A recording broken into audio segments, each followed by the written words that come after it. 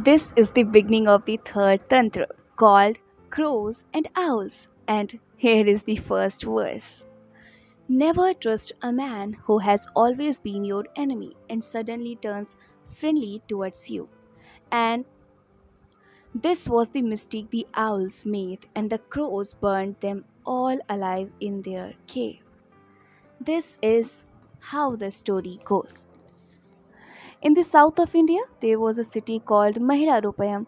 Not far from the city stood a huge banyan tree with innumerable branches and leaves. On this tree lived Meghvan, king of the crows, and with him his vast retinue. Some way off in a cave lived Arimradan, king of the owls, and his court. Now the king of the owls regarded the crows as deadly enemies. Every night the owls would fly around the vicinity of the banyan tree and kill any crow they could catch hold of. As a result, the crows' numbers began to dwindle rapidly. As they say, suppress your enemy and diseases at the very beginning, or they will become strong and destroy you. One day, Meghwan, the Crow King, called a council of his ministers and addressed them with these words: Gentlemen, our enemy is dangerous and untiring, as he knows how to take advantages of a situation. That's why he always attacks at night. He succeeds in killing us in great numbers, for how can we possibly fight him off in the dark? When we are unable to see, on the other hand, during the daytime, we can't possibly attack him because we don't know where the owl's stronghold is. So now we must choose between these six diplomatic methods: peace, war, retreat, entrenchment, seeking the help of alliance, or intrigue. Which one do we prefer? Think it over and let me know. Your Majesty, they replied. It's a good thing you have asked us to express our opinions, for only when a minister is specifically asked for his opinion should say should he say what he honestly thinks, and then it should make no difference whether his opinion is palatable or not. For this a minister is nothing but a flatterer. Then he is in reality not a minister but an enemy. They went on. And so, Your Majesty, we should all discuss this problem in secret and come to a decision. Now, the Crow King had five ministers: Ujjivi, Sanjeevi, Anujeevi, Prajeevi, and Chiranjeevi. First of all, he turned to Ujjivi and said to him, Ujjivi, my friend, what would you suggest we do as things stand? He replied, Your Majesty, Arimradan the Owl King is strong and attacks at the right time. And so we should not fight him, for Brihaspati has said, Make peace with an enemy who is as strong as you are. For in a battle between equal, the victory hangs in the balance. Never fight unless you are sure of success. Ujjivi advised the king to make peace. Then the king turned to Sanjeevi and said to him, Sanjeevi, my friend, I should like to hear your opinion. He replied, Your Majesty, Arimradan the Owl King is cruel and he has no ethics. Peace with someone like that cannot last long. I suggest that we do fight him. They say if a weak man is full of fire, he can destroy an enemy who is stronger, just as a lion kills an elephant and rules over his domain. Sanjeevi advised the king to go to war. Then the king turned to Anujeevi and said to him, Anujeevi, my friend, you too expresses your viewpoint? He replied, Your Majesty, Almridan the Owl King is stronger than we are, so we cannot fight him.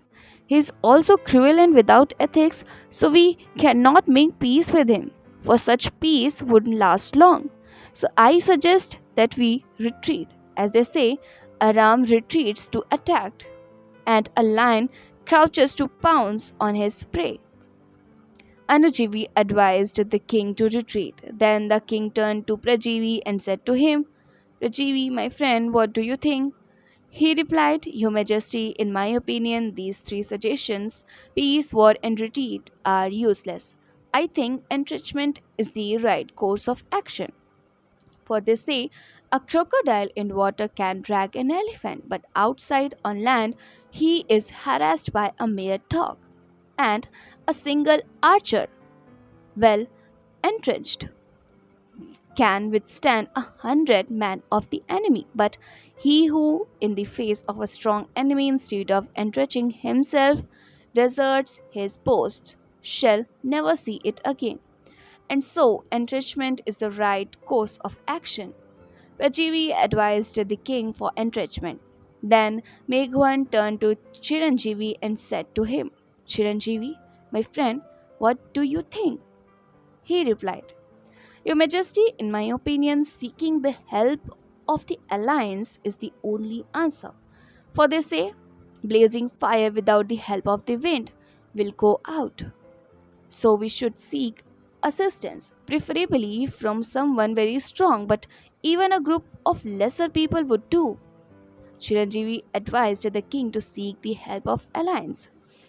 Finally, the crow king turned to Sthirajeevi, his father's old minister, and said to him, Tat, I have asked all these ministers for their opinions in your presence, merely for the sake of putting them to the test.